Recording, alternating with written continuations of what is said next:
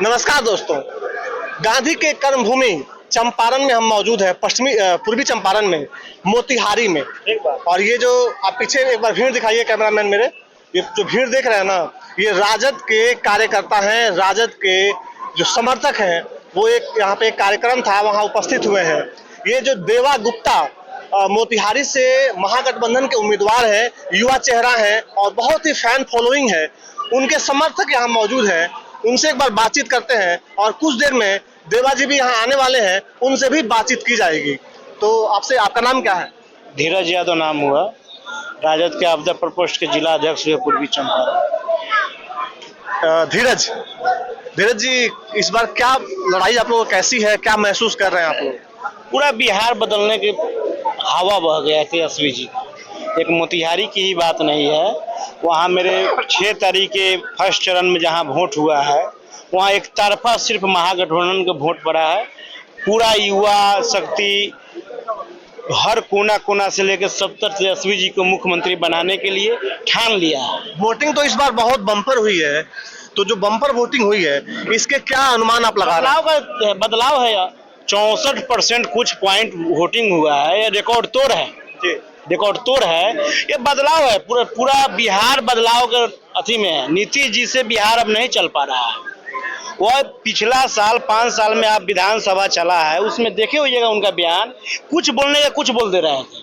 वह मानसिक रूप से बीमार है।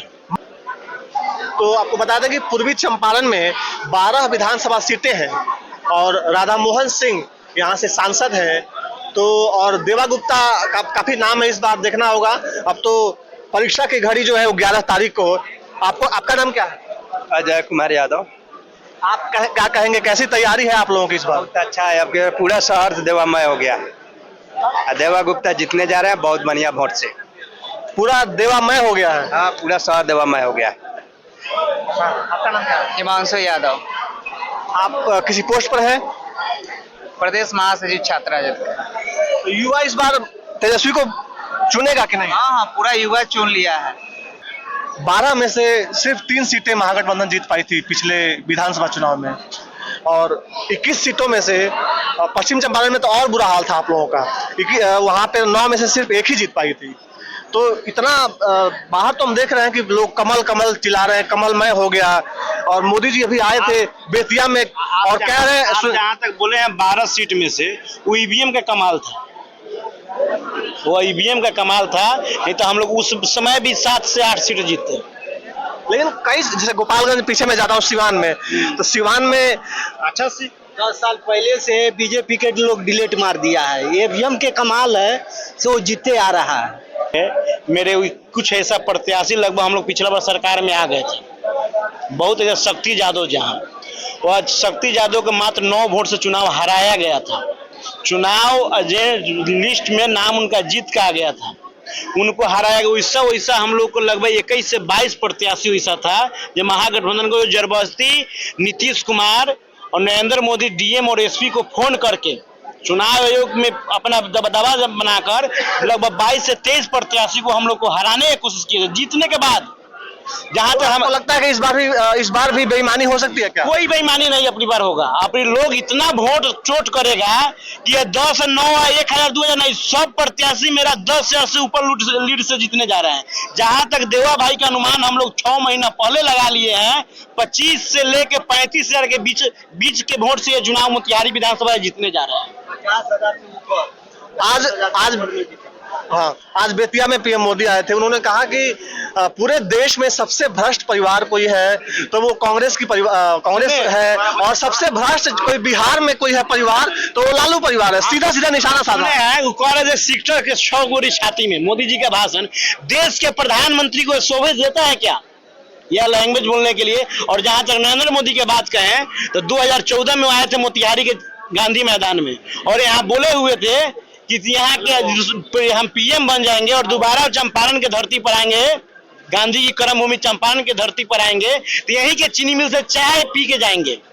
और उनके चीनी के पूरा चाय राधा मोहन सिंह के घर में बनते हैं। मतलब जितना जमीन है वो सब राधा मोहन सिंह के बाउंड्री मेकअप में है। रात के रजिस्ट्रार चकिया से आके मोतिहारी में रजिस्ट्री होता है।